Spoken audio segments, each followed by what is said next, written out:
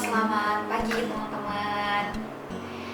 Oke, jadi kembali lagi bersama Ngobrol Jurusan.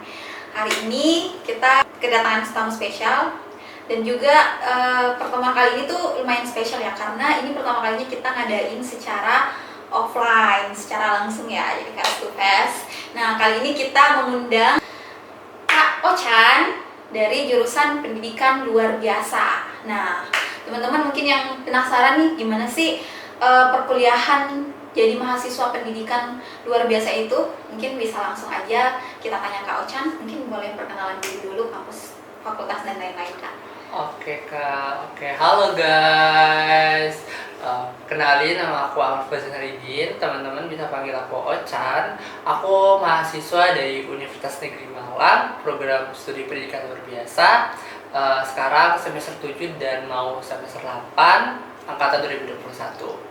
Oke. Sekarang kesibukannya apa nih Kak Ochan? Oke, kalau kesibukannya sih karena udah masuk semester akhir ya, aku lagi ngerjain skripsi sih Kak, sama mengikuti beberapa internship online untuk menambah ya kemampuan skill aku juga. Oke, internship online mungkin nanti bisa diceritain di akhir ya. Oke. Kita fokus ke jurusan dulu.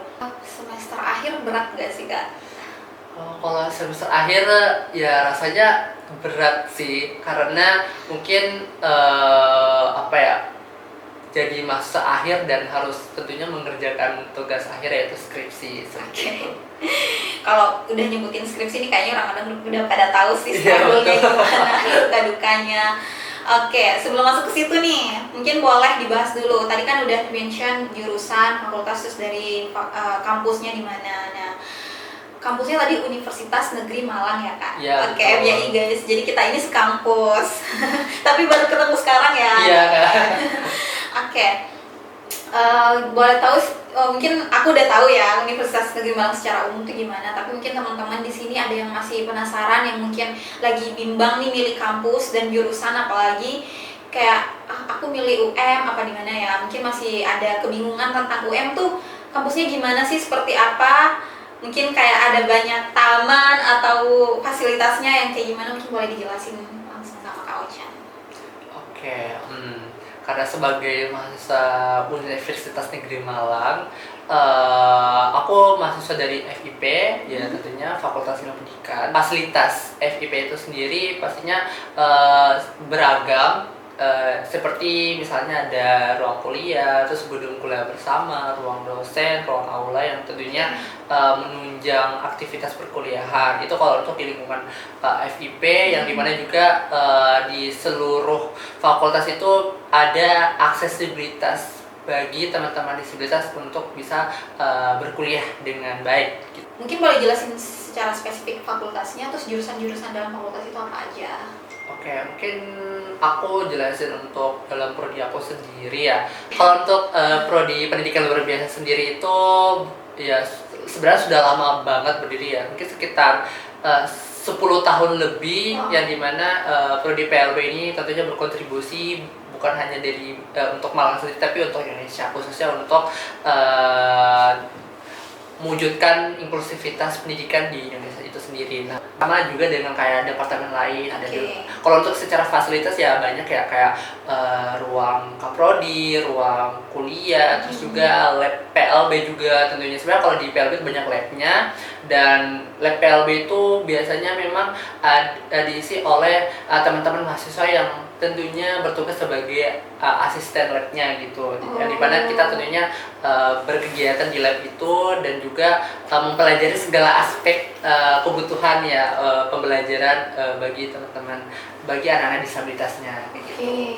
Berarti yang bisa jadi asisten lab itu khusus untuk mahasiswa PLB ya? Iya. Itu ada prosedurnya kan untuk mendaftar, atau kayak ada persyaratan tertentu buat orang tertentu aja? Oke, biasanya kalau untuk persyaratan itu ada ya. Yang pertama tentunya mahasiswa PLB itu sendiri, terus yang kedua itu kalau untuk angkatan biasa dibatasi. Nah, kalau untuk angkatan sendiri biasa ada di kelas gitu, adik yang di bawah saya. Nah, kalau untuk mahasiswa akhir itu biasa dibatasi karena kita tentunya fokus skripsi gitu. Dan yang ketiga itu kalau bisa, karena di asisten lab itu pastinya apa ya, lebih ke marketingnya sih Kak, yang dimana ya untuk membuat platform sama media sosial. Jadi harus bisa skill desain, skill lainnya gitu, kayak misalnya Canva dan lain sebagainya kayak gitu. Kita berkuliah di gedung kuliah bersama FIP yang tentunya berada di lingkup FIP itu sendiri. Nah, itu biasa khusus untuk mata kuliah prodi. Nah, kalau untuk mata kuliah umum biasanya kita di GKB. Berbicara mengenai fakultas, itu ada jurusan apa aja sih Kak di Fakultas Ilmu Pendidikan ini? Saya tahu aku itu ada sebelumnya ada 6, tapi sekarang ada 7. Nah, kalau untuk departemennya apa saja itu, yang pertama mungkin ada PLS, pendidikan luar sekolah, terus yang kedua PLB saya, pendidikan luar biasa, terus ada TEP, teknologi pendidikan, terus ada BK, bimbingan konseling, terus ada AP, administrasi pendidikan, yang keenam ada PGSD, terus yang ketujuh ada PG PAUD.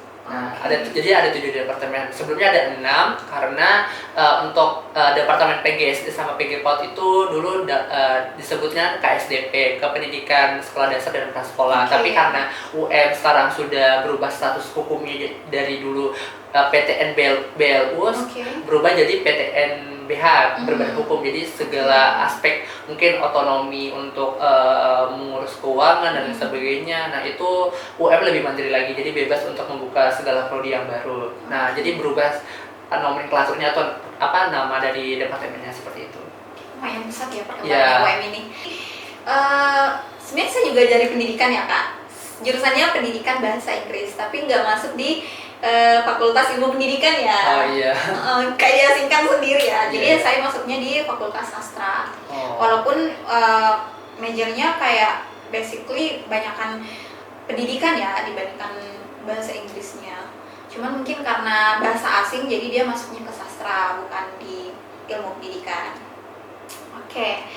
Nah, itu tadi mengenai jurusan itu sendiri ya Kak. Nah, boleh dijelasin nggak kayak jalur masuknya apa kemarin? Jalur masuknya SBMPTN. Nah, kalau dulu kan mungkin ada SNPTN, SBMPTN sama jalur mandiri. Tapi sekarang karena sudah mungkin berganti pemerintahan, terus berarti otomatis berubah juga mungkin nama atau nomenklatur dari jalur penerima mahasiswa baru. Nah, kalau biasa sekarang ini disebutnya SNBP sama SNBT dan juga jalur mandiri seperti itu. Tapi saya dulu masuknya itu lewat jalur SBMPTN, jadi tes tertulis. Keren, SBMPTN ya guys, jadi pure dari tes. Ya, betul. Waktu itu kasus saya nggak bisa masuk nih untuk daftar siswa eligible. Kenapa? Karena waktu itu mungkin nilai saya nggak cukup gitu. Jadi kayak waktu itu saya kayak ngerasa sedih kok, kenapa saya nggak masuk gitu kan. Padahal waktu itu saya pengen untuk bisa SNMPTN, karena kan SNMPTN atau jalur rapor ini kan menurut saya privilege-nya besar kan. Jadi otomatis kita nggak perlu tes tulis lagi, jadi kayak langsung nunggu hasil pengumumannya aja gitu. Tapi takdir berkata lain waktu itu. Saya waktu itu akhirnya mencoba SBMPTN lah gitu. Kalau boleh tahu, Ochan dari SMA mana nih? Nah, karena saya mahasiswa rantau, saya aslinya dari Sulawesi Tenggara, Kota Kendari, dan berkuliah di Malang, jadi rantau ke Malang. Lumayan jauh ya, keren. Tesnya di mana Kak? Di Makassar? Bukan? Waktu itu tesnya karena saya dari Kendari ya, tesnya itu di UHO, Universitas Haluoleo, sebuah universitas mungkin terbaik ya di daerah saya. Sulawesi Tenggara. Ya, Sulawesi Tenggara, di situ tesnya.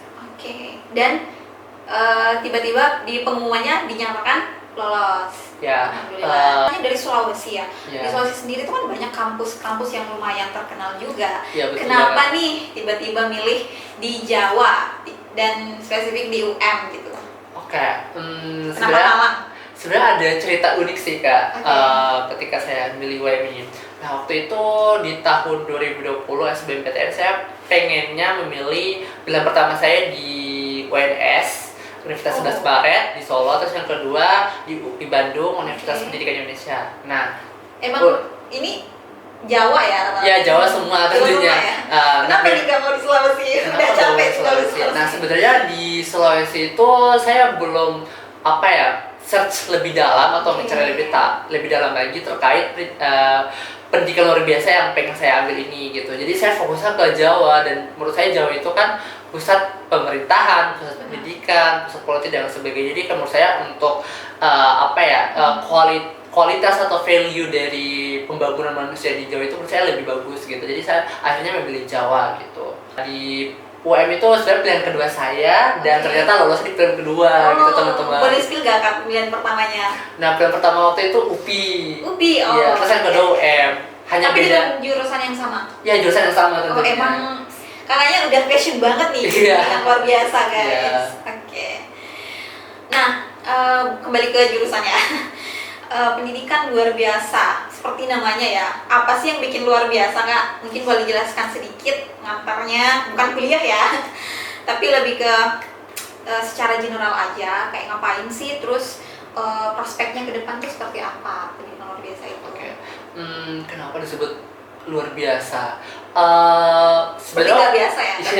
Iya, nggak biasa sebenarnya. Waktu itu ketika saya melihat jurusan ini atau prodi ini, apa sih yang luar biasa dari prodi ini? Kenapa disebut luar biasa gitu teman-teman? Nah, saya pikirnya mungkin ada sesuatu yang menarik dan ternyata ketika saya mencari tahu lebih dalam lagi, prodi ini atau pendidikan luar biasa ini mempelajari terkait disabilitas dan inklusivitas. Nah, kenapa luar biasa? Karena anak-anak ini yang tentunya luar biasa untuk mereka bisa bangkit dari hambatan yang mereka miliki gitu kan. Dan untuk PLB ini sebenarnya ngapain aja sih yang kita lakukan? Nah, proses pembelajaran itu jadi objek pembelajaran yang kita pelajari itu lebih ke ABK atau anak berkebutuhan khusus. Jadi kayak ABK ABK atau anak disabilitas seperti itu teman-teman. Dan tentunya anak disabilitas itu mempunyai banyak banget hambatan. Misalnya ada hambatan pendengaran atau kita sebut tuli, terus yang kedua ada hambatan penglihatan atau tunanetra dan juga hambatan-hambatan lainnya. Jadi kita fokusnya ke anak disabilitas atau ABK itu. Dan untuk proses pembelajarannya itu lebih, kalau di PLB UM itu lebih kita pembelajaran itu lebih ke terjun ke lapangan. Jadi base learning-nya ke lapangan gitu. Jadi case study-nya ke lapangan. Jadi kita mengobservasi, melihat kurikulumnya, terus proses pembelajaran dari guru ke anak disabilitasnya. Dan tentunya kalau untuk proses pembelajaran itu untuk anak disabilitas itu punya perbedaan yang sangat khusus dengan anak di sekolah reguler Kak. Contohnya tuh kayak misalnya untuk pastinya setiap kelas itu dibagi-bagi dengan hambatan yang berbeda. Misalnya anak tuli, terus misalnya kelas tuli ada kelas tunanetra seperti itu, dan juga dengan jenjang yang berbeda, ada SD, SMP, SMA gitu. Kalau untuk proses pembelajarannya itu sendiri, setiap guru tuh punya metode yang berbeda sih sebenarnya, tergantung kalau untuk proses pembelajarannya. Nah ini mungkin bisa nyambung ke pertanyaan berikutnya ya. Jadi mata kuliah apa sih yang dipelajari di pendidikan luar biasa itu? Totalnya ada berapa, SKS dan lain-lain? Kalau untuk total sendiri mungkin sekitar 60 atau 70 lebih untuk mungkin sekitar 60-an ya. 60 atau 61 mata kuliah ya, lumayan banyak. Kalau untuk jumlah SKS itu karena standar untuk S1 sendiri jumlah SKS itu itu 144. 144. Iya, secara jumlah SKS-nya. Terus untuk mata kuliah sendiri karena di prodi PLB itu lebih mengenai anak disabilitas, tentunya kita sebenarnya punya mata kuliah misalnya ortodidaktik. Nah, ortodidaktik itu lebih ke pedagogi untuk anak disabilitas. Nah, seperti itu. Dan juga sebenarnya kalau untuk pedagogi itu semua jurusan yang basicnya ke pendidikan itu pasti dapat untuk mata kuliah pedagogi itu. Tapi kalau di PLB sendiri kita ada namanya ortodidaktik dan juga ya pedagogi gitu. Pedagogik yang pasti kan dari jurusan pendidikan. Ya, pendidikan seperti itu. Dan juga kalau untuk spesifik lainnya ada banyak sih sebetulnya, kayak mungkin terapis, terus ada Braille, ada Braille itu mata kuliah untuk anak tunanetra. Jadi kayak semacam alat komunikasinya mereka atau media komunikasinya seperti itu. Jadi kayak Braille itu ada misalnya kayak semacam bentuk huruf timbul yang dimana anak-anak tunanetra itu pastinya ketika ada buku atau apa sendiri mereka itu pasti meraba, dan situ mereka untuk bisa memahami kalimat yang disampaikan dari buku tersebut, media tersebut maksudnya. Kalau untuk fasilitas-fasilitas tersebut menurut saya masih dalam apa ya, progres yang dimana Oke. tentunya kalau untuk mewujudkan inklusivitas itu sebenarnya butuh keterlibatan semua pihak, bukan hanya dari pihak Departemen PLB, mahasiswa PLB dan sebagainya, tapi semua pihak yang dimana misalnya kayak rektorat untuk membuat regulasi, merencanakan anggaran dan sebagainya, itu semuanya perlu ada perwujudan. Dan untuk fasilitas di UM sendiri terkhususnya di PLB itu masih dalam progres, masih dalam proses. Ya. Oke. Kalau boleh tahu akreditasinya apa? Nah, kalau akreditas untuk di PLB UM itu sendiri sekarang unggul atau Unggul, mungkin ya? setara dengan A. Keren, gitu. keren. Dan juga akreditasi, kita juga akhirnya dapat akreditasi internasional juga. Cukup kompleks ya ternyata pendidikan luar biasa itu, jadi nggak sesimpel yang didengarkan. Iya. Jadi kayak ini kan kita fokusnya untuk mengajar anak-anak yang memang luar biasa, maksudnya nggak Iya, biasa-biasa betul. seperti pada sekolah pada umumnya. Iya. Jadi tentunya bukan hanya kemampuan pengetahuan saja yang harus kita miliki, tapi kemampuan gimana kita meregulasi emosi, gimana kita mengarahkan anak-anak itu dan memotivasi juga ya tentunya. Oke, kalau Kak Ochan sendiri mungkin bisa dijelaskan suka dukanya apa sih jadi mahasiswa pendidikan luar biasa itu? Suka duka menjadi mahasiswa pendidikan Mungkin luar dari biasa. sukanya dulu terus dukanya.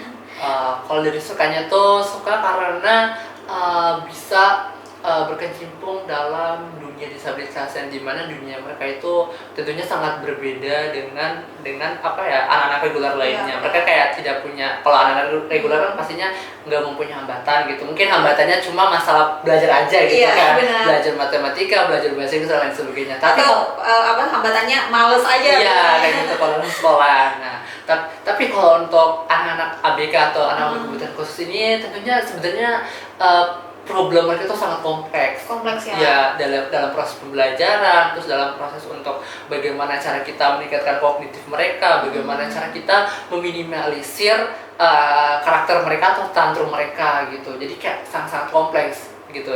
Itu kalau misalnya menurut saya sukanya tuh senang bisa mempelajari mempelajari, menyayangi. Oh, itu sukanya, bukan ya, dukanya. Ya, bukan Belum. dukanya, ya belum.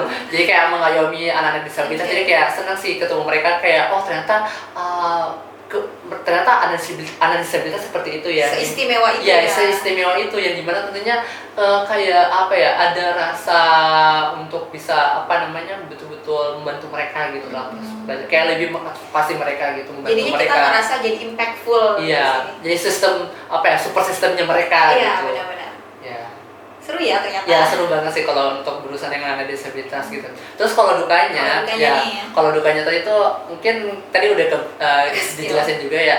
Kayak banyak banget sih hambatannya ya, kayak bagaimana cara untuk mengatasi problemnya mereka. Kan biasa kalau dalam anak disabilitas itu terkadang kalau kita sudah sama mereka itu secara tiba-tiba spontan gitu, mereka langsung tantrum gitu. Mungkin sebenarnya ada penyebabnya sih. Karena kayak kaget gak? Oh, apa nih? Iya gitu, jadi kayak sebenarnya tergantung teman-teman mahasiswa sih. Ada yang kayak tentunya kaget, ada juga yang mungkin diobservasi dulu bagaimana cara kita mengatasi tantrumnya mereka. Biasanya mereka tantrum itu ada penyebabnya sih sebenarnya, kayak misalnya main misalnya kayak main HP terus kayak tunjukin mereka gambar yang tentunya kita nggak tahu itu gambar apa. Menurut manusia normal kan biasanya oh iya ini gambar biasa nih, tapi untuk gitu. anak-anak yang berkebutuhan khusus mungkin ada sesuatu yang men-trigger, akhirnya mereka bisa tantrum. Selain itu juga mungkin makanan juga membuat mereka tantrum, kayak misalnya mungkin makanan manis kayak coklat atau makan dulu itu berpengaruh. Iya, sebenarnya berpengaruh. Itu biasa untuk anak-anak dan sebagainya. Jadi kayak perlu untuk lebih kalau bisa mungkin sebelum menghandle anak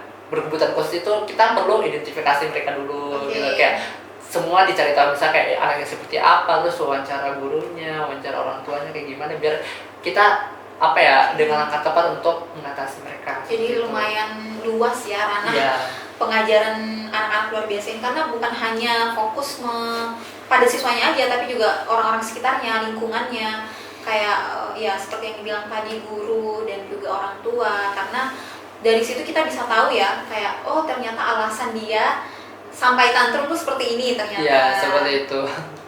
Lumayan challenging ya. Ya, lumayan challenging. Ada nggak pengalaman yang benar-benar membekas? Kan tadi Ochan bilang cerita kalau kebanyakan tuh mahasiswa pendidikan luar biasa kebanyakan praktik dibandingkan di dalam kelas gitu ya? Iya. Is it true? Iya. Oke. Jadi mungkin boleh jelaskan kayak ada nggak sih pengalaman yang mungkin sangat-sangat membekas buat Ocean waktu ngajar langsung anak-anak yang luar biasa? Sebenarnya banyak sih hal berkesan di prodi saya ini, tentunya karena kita kan apa ya, mahasiswa pendidikan ya, jadi kayak Mungkin ada momen yang bikin Ocean kaget mungkin, atau sampai sekarang nggak bisa lupain momen itu pokoknya. apa ya, sebenarnya mungkin banyak ya, misalnya salah satunya tuh kayak ada mata kuliah orientasi mobilitas. Nah, di situ kita simulasi menjadi anak tunanetra. Jadi mata kita itu ditutup tuh, kayak misalnya ditutup kayak pakai apa namanya, pakai penutup mata gitu, dan juga kita ada semacam alat untuk tunanetra itu, kayak tongkat untuk tunanetranya gitu kan. Jadi kayak, dan tongkatnya itu tentunya sangat khusus sih, maksudnya mereka itu sangat khusus dan juga ada kayak aturannya gitu kan. Jadi kayak nggak bisa sembarang pakai. Iya, nggak bisa sembarang pakai, dan tentunya mungkin agak sedikit mahal gitu kan. Dan waktu itu momennya yang menurut saya lucu dan kesannya bagus itu kan, kita kuliahnya di GKB ya, di gedung kelas bersama.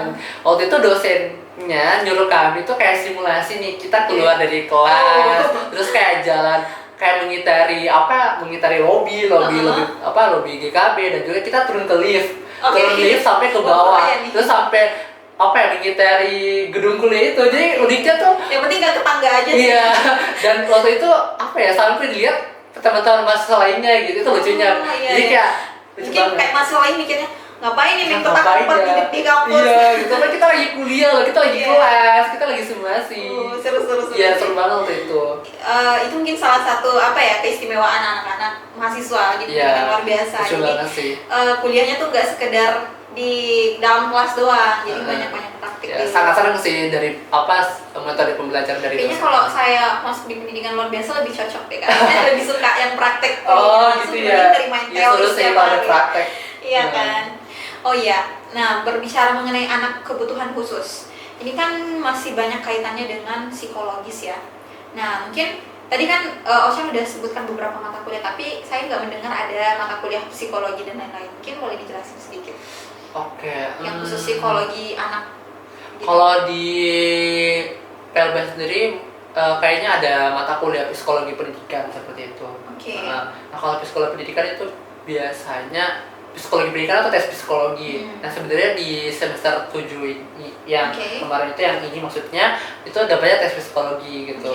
Tapi saya waktu itu gak masuk kelas karena saya rekognisi mata kuliah. Apa itu rekognisi mata kuliah? Itu saya istilahnya rekognisi yang dimana saya nggak perlu mengikuti kelas tersebut, mendaftarkan prestasi saya untuk rekognisi mata kuliah. Jadi ini mungkin boleh dicatat nih teman-teman. Jadi kalau di UM itu sistemnya ada yang namanya rekognisi mata kuliah. Jadi boleh menukarkan prestasi kita dengan SKS ya. Jadi nggak perlu ikut mata kuliahnya secara langsung, tapi cukup mengkonversi dari prestasi yang udah di. Tapi itu ada syarat semesternya nggak? Biasanya semester itu biasa karena saya waktu itu semester 7 ya, semester 7 jadinya ya dipersilakan lah untuk rekognisi. Jadi kayak semua angkatan saya yang di semester 7 itu rekognisi. Ada beberapa yang rekognisi. Kalau misalnya semester 5 atau semester 3 gitu nggak boleh ya? Waktu itu kayaknya ada juga selain semester 7 ada juga semester 5, kalau 2022 itu mereka ada beberapa yang rekognisi skripsi. Rekognisi skripsi ini berarti mereka waktu itu nggak perlu saya ikut sempro, tetapi preferensi itu mereka kayak langsung sidang gitu loh Kak. Langsung sidang dari PKM-nya mereka ikuti, PKM atau PIMNAS yang mereka ikuti, seperti itu. Boleh jelaskan PKM itu Kak? Nah, kalau PKM itu salah satu program dari Kementerian Pendidikan, yang dimana PKM itu kalau penyanyinya program kreativitas mahasiswa. Jadi PKM itu salah satu program yang prestisius dan tentunya terkenal oleh mahasiswa Indonesia gitu, dan banyak banget sih programnya gitu. Kalau di PKM banyak banget sub bidangnya kayak PKM artikel ilmiah, dan juga PKM yang kayak pengabdian masyarakat, teknologi dan sebagainya, seperti itu. Jadi sisa mahasiswanya nih yang nyesuaiin kira-kira bidang dan minat dan bakatnya di bidang apa, boleh langsung dicoba. Ya, seperti itu. Itu bebas ya untuk semua mahasiswa. Bebas sih, dan yang biasa rekognisi skripsi itu mereka anak-anak yang mahasiswa PLB yang jadi ketua sih Kak biasanya. Oh. Jadi ketua, dan mereka itu tentunya dapat privilege besar sih, dapat dana hibah juga untuk gitu ya? Ya itu sih enaknya. Beberapa minggu lalu gue seminar proposal. Wis, selamat ya. Ya terima kasih. Berarti sekarang udah nyusun buat persiapan sidang. Ya lagi menyusun lah. Doain ya guys. Doain ya teman-teman. Ya. Amin. Oke. Nah, mungkin boleh dijelaskan nih. Itu kan tadi kesibukannya di dalam kampus ya. Nah, mungkin boleh dijelaskan kesibukannya di luar kampus tuh apa sih? Apakah mengikuti beberapa organisasi yang berhubungan dengan PLBK atau di luar dari PLBK? Oke. Boleh dijelaskan. Kalau kesibukan aku di luar kampus atau eksternal itu karena saya juga seorang mahasiswa PLB. Nah, saya juga mau bilang saya juga seorang JBI atau juru bahasa isyarat baik di kampus maupun di luar kampus. Waktu itu saya jadi JBI apa ya? Mungkin awal karir saya jadi JBI itu ketika saya direkomendasikan oleh teman-teman tuli untuk jadi JBI. Okay. Soalnya saya waktu itu mungkin udah mulai bisa bahasa isyaratnya, dan itu ketika saya mengikuti kelas-kelas bahasa isyarat dari teman-teman komunitas tuli, jadi kayak meningkatkan kemampuan bahasa isyarat saya, dan ketika teman-teman tuli lihat saya sudah bisa bahasa isyarat ya mungkin mulai berkembang. Situ mereka rekomendasikan saya gitu. Dan juga kalau di luar kampus saya jadi JBI juru bahasa isyarat di komunitas tuli namanya Angkar Tuli Malang gitu. Jadi kayak sebetulnya kalau Angkar Tuli Malang itu isinya beberapa teman-teman mahasiswa tuli UB dan juga alumni UB, dan juga mungkin beberapa teman mahasiswa tuli yang lain seperti itu. Tapi secara mayoritas kebanyakan teman-teman tuli UB gitu. Lebih ke eksternal kampus. UB. Iya. Tapi di UB itu ada jurusan PLB sendiri. Nah, kalau di UB itu beda sih dengan di UM ya. Kalau di UM kan ada PLB UM. Nah, kalau di UB itu tidak ada, tapi mereka itu ada komunitas. Iya, ada komunitasnya. Terus juga ada namanya PLD UB, Pusat Layanan Disabilitas UB. Oh, gitu. Iya. Itu mungkin sesi lain aja ya, buat anak UB. Kak Ochan sudah bisa menggunakan bahasa isyarat ya. Iya, seperti itu. Mungkin kita boleh korek-korek sedikit nih, gimana sih? Oh, boleh dong ngajarin saya sedikit-sedikit gimana sih caranya menggunakan bahasa isyarat. Oke, kalau aku mau bilang ya teman-teman, kalau misalnya belajar bahasa isyarat itu sebenarnya lebih baik dan lebih bagus etikanya itu belajar sama teman-teman tuli langsungnya Kak. Gitu. Kenapa? Karena bahasa isyarat itu bahasa alami komunikasinya teman-teman tuli, dan juga itu hak kewajibannya mereka untuk mengajar langsung ke kita gitu. Waktu itu saya mikirnya bisa nggak ya? Kalau dipikir secara etik mungkin ya. Bagusnya kalau belajar langsung dari teman-teman. Jadi kayak saya punya beberapa kenalan koneksi baik di sekelas, ada di teman-teman tuli juga teman-teman tuli di kampus lain gitu. Oh, punya sekelas yang? Iya, ada beberapa gitu. Kalau menurut saya setiap angkatan di PLB luar biasa itu pasti mempunyai teman-teman disabilitas, dan gitu. Tentunya tersebar di beberapa kelas. Kayak tunanetra gitu juga ada juga sih seperti itu. Keren ya. Iya, berarti kayak UM tuh membebaskan mahasiswa berkebutuhan khusus juga untuk jadi jadi belajar di UM. Ya, seperti itu. Keren. Oke, nah mungkin boleh dipraktikkan gak sih? Oke, kalau misalnya saya mau bilang apa ya bagusnya? Misal saya mau makan, nah itu gimana? Kalau bahasa isyaratnya saya mau makan. Ya. Ini keren. Seperti ya. itu. Mau itu ini. Ya. Mau makan. Oke, kalau misalnya agak kompleks sedikit, saya dari jurusan pendidikan luar biasa, itu gimana? Oke, kalau bahasa isyaratnya saya dari jurusan pendidikan luar biasa. Oh, bisa disingkat PLB gitu. Lebih baik disingkat aja sih. P gimana? P kayak gini, L kayak gini, terus B kayak gini. Oke, B kayak gini. Iya, B kayak gini. Oke, wow, sangat menarik ya. Sepertinya saya mau ngambil kelas khusus sama Ochan deh buat belajar pendidikan luar biasa. Sebenarnya saya juga udah lama sih tertarik sama bahasa isyarat. Kayak keren aja gitu lihat di TV-TV orang-orang tuh kayak, tapi kita nggak ngerti kayak mau apa gitu. Sepertinya menarik buat dipelajari lebih lanjut, dan menurut saya kayaknya nggak ada ruginya sih belajar ini ya. Iya, betul banget. Jadi kita bisa berkomunikasi juga sama teman-teman tuli di luar sana. Nah, itu privilege-nya. Iya, itu privilege-nya. Terus, ini saya penasaran juga sih, kayak ini kan bahasa isyarat ya. Apakah di bahasa isyarat di semua negara itu sama nggak sih Kak? Oke. Kalau aku dulu mikirnya sama gak ya bahasa isyarat di semua negara? Saya gitu. saya kan sering nonton drakor nih. Iya. Di drakor kan sering ada kayak orang-orang bahasa isyarat gitu. Nah, Oke. apakah itu sama dengan di Indonesia? Nah, sebenarnya kalau untuk secara keseluruhan di negara di dunia ini tentunya bahasa isyarat itu berbeda. Kenapa? Karena itu menyesuaikan dengan kebudayaan negara tersebut, terus juga kayak adat istiadatnya, dan juga mungkin tempat-tempat yang dimana mereka tempati gitu. Mungkin ada isyarat yang berbeda. Nah, itu pastinya berbeda gitu. Oh gitu ya. Nah, kalau untuk di Indonesia sendiri ada beberapa bahasa isyarat. Berarti misalnya kemampuan bahasa isyaratnya Kak Ochan sekarang nggak bisa dipakai di luar negeri. Nah, jadi kayak harus belajar langsung dengan teman tuli yang di negara yang kita tuju. Oh gitu. I see. Oke. Karena kan emang budayanya beda-beda ya. Iya. Beda-beda terus jadi bisa jadi kalau misalnya Ochan ketemu teman tuli misalnya dari Thailand misalnya. Nah, bisa jadi mereka nggak ngerti ya iya, kalau betul lagi banget. komunikasi.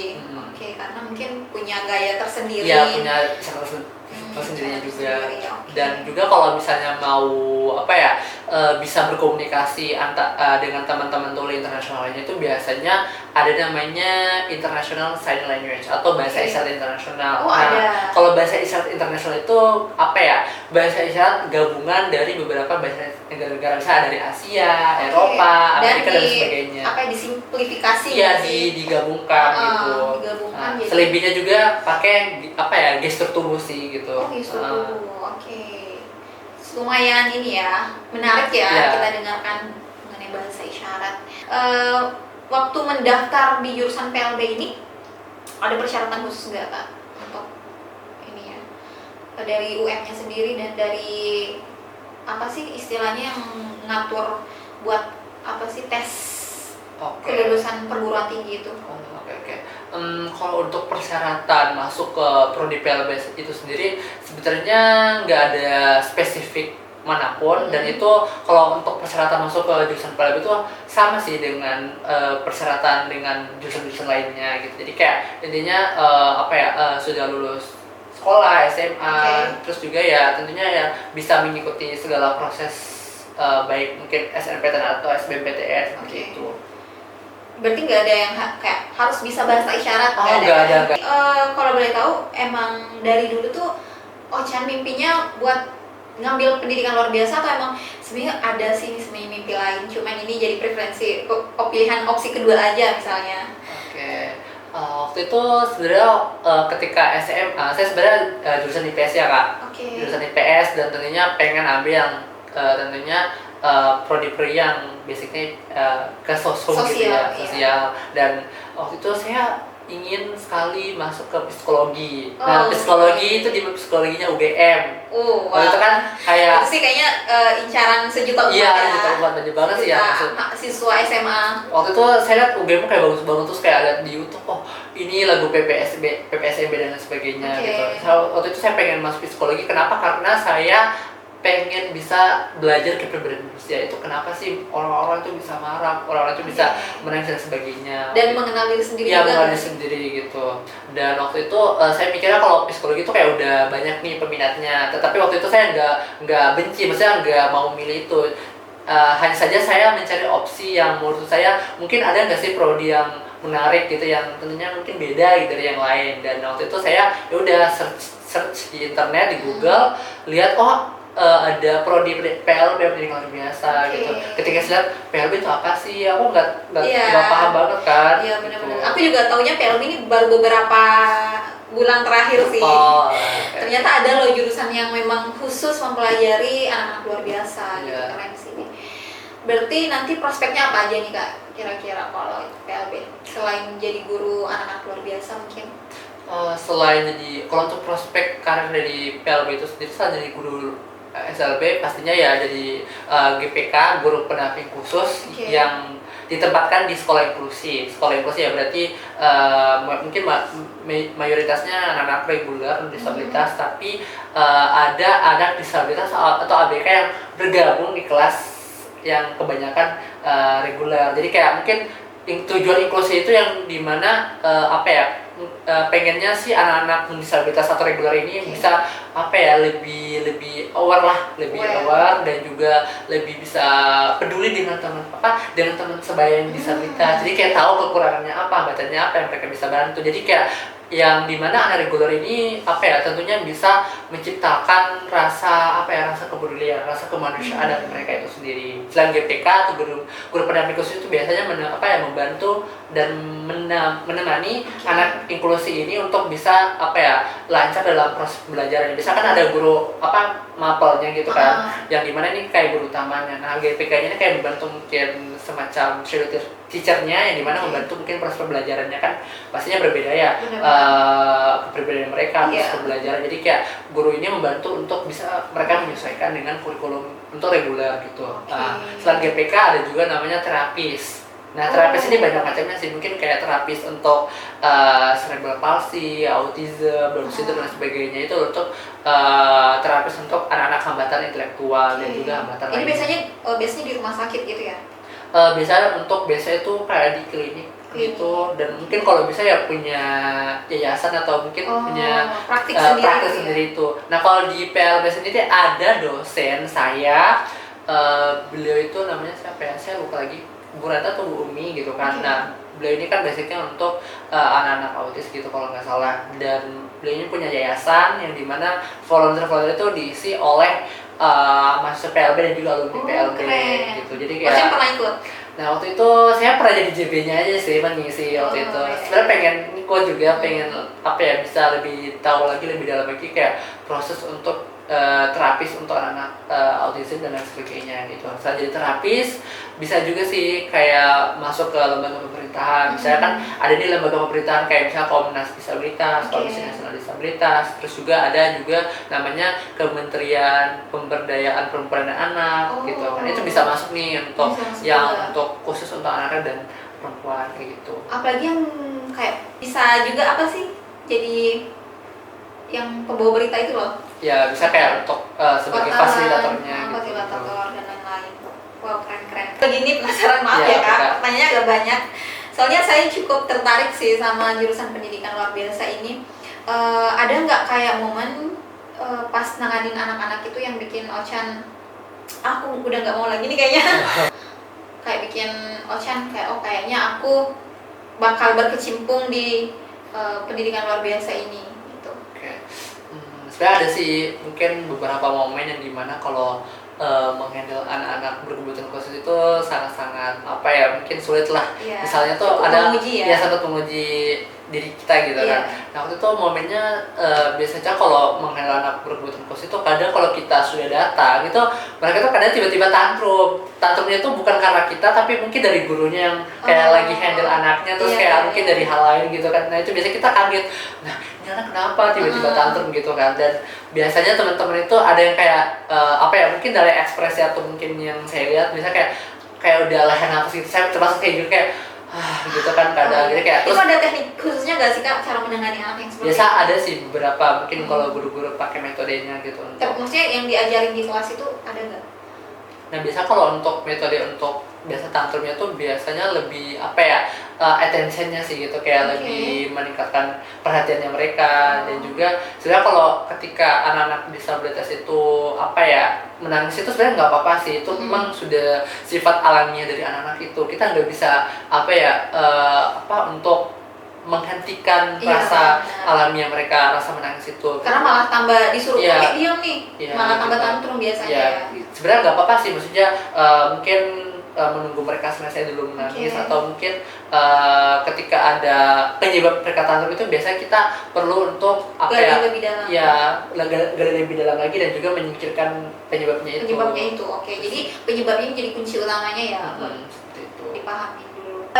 Kayak fun fact gitu yang mungkin most of people belum tahu nih, kayak kalau belajar di pendidikan luar biasa itu apa sih yang menarik dan tidak menariknya mungkin? Kalau fun fact dari PLB itu sendiri, nah karena mahasiswa pendidikan itu terutama di prodi PLB itu cowoknya sangat sedikit banget. Oh gitu ya? Jujur cowoknya sangat sedikit. Aku pernah dengar kalimat yang sama tapi dari anak PAUD, pendidikan anak usia dini. Walah, Kalau oke. luar biasa emang jarang juga ya. Iya.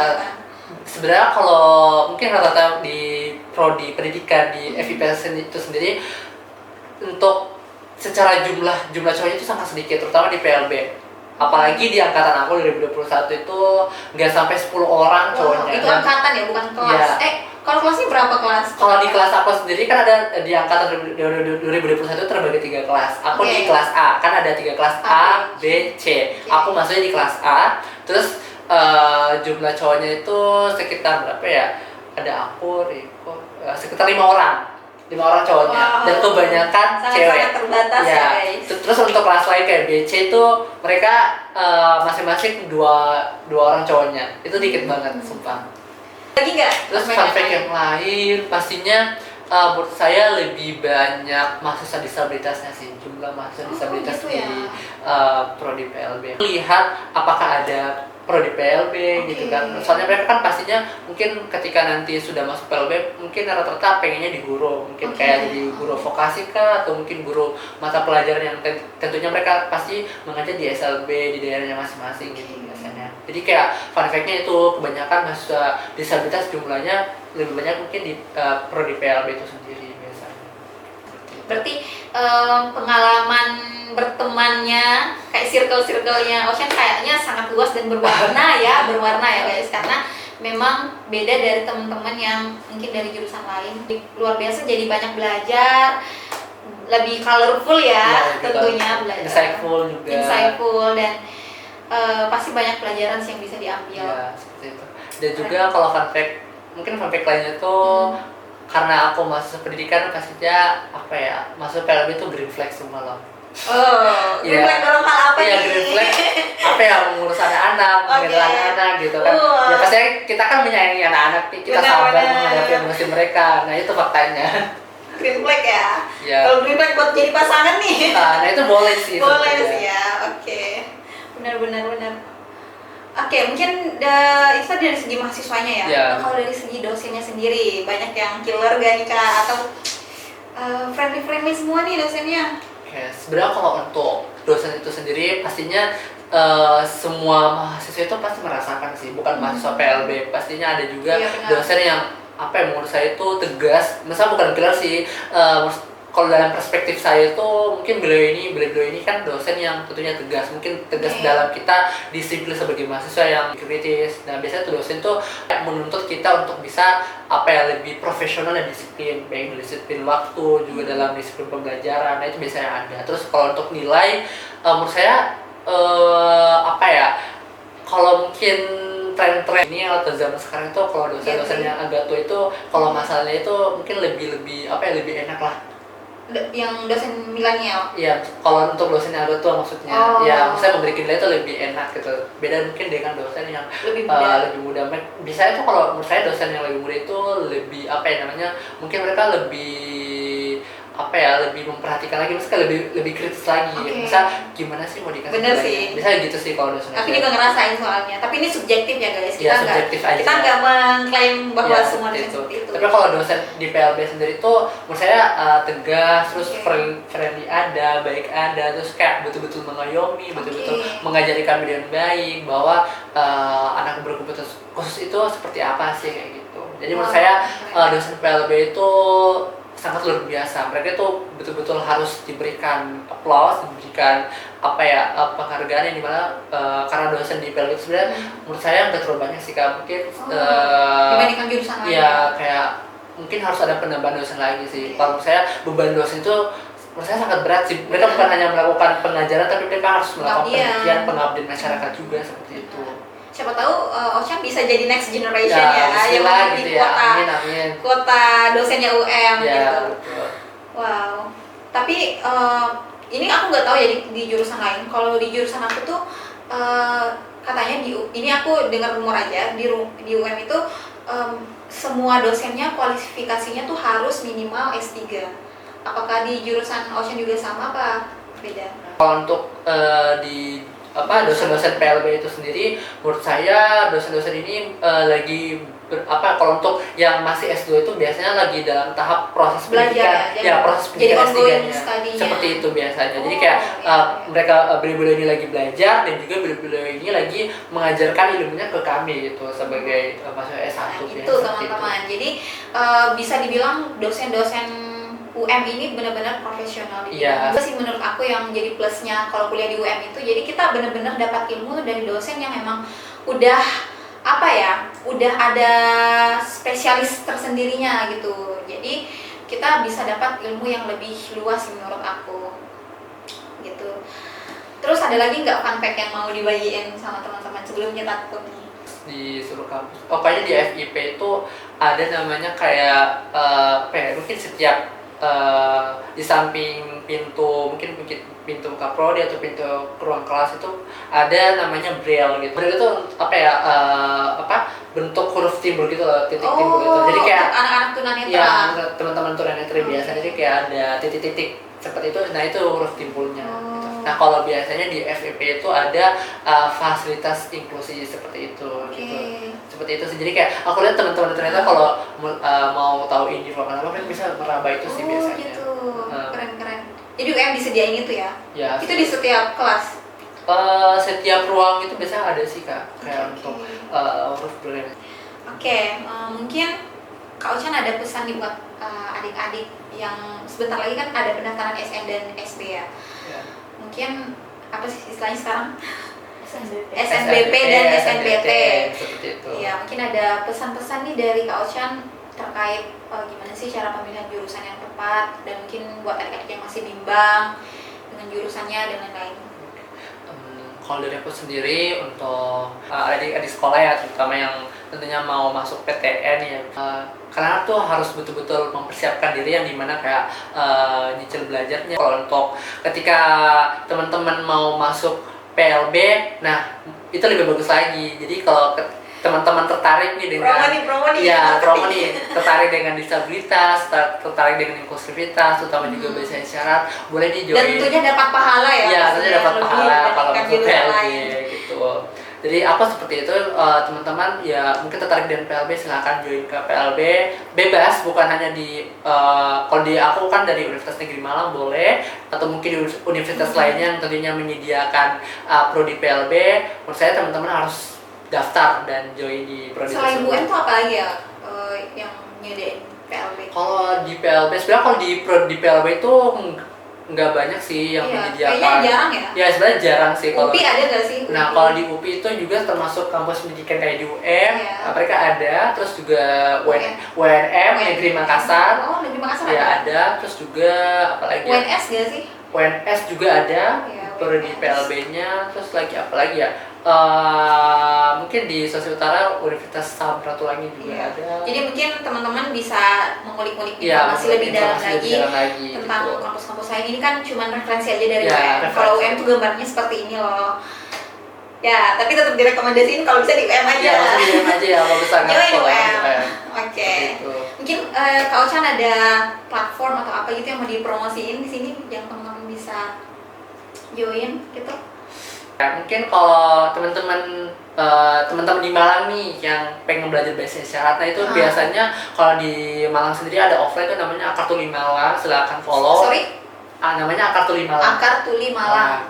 Akar Tuli Malang. Terus yang kedua, kalau bisa mau online ada sih sebenarnya namanya tuh Pusbisindo. Pusbisindo. Ya, Pusat Bahasa Isyarat Indonesia. Pusbisindo. Mungkin nanti bisa dicantumin di link YouTube-nya ya. Ya, nanti bisa dicantumin linknya seperti itu. Itu aja ya dari Kak Ochan. Terima kasih banyak sudah bergabung bersama kita di sini, Kak. udah meluangkan waktunya.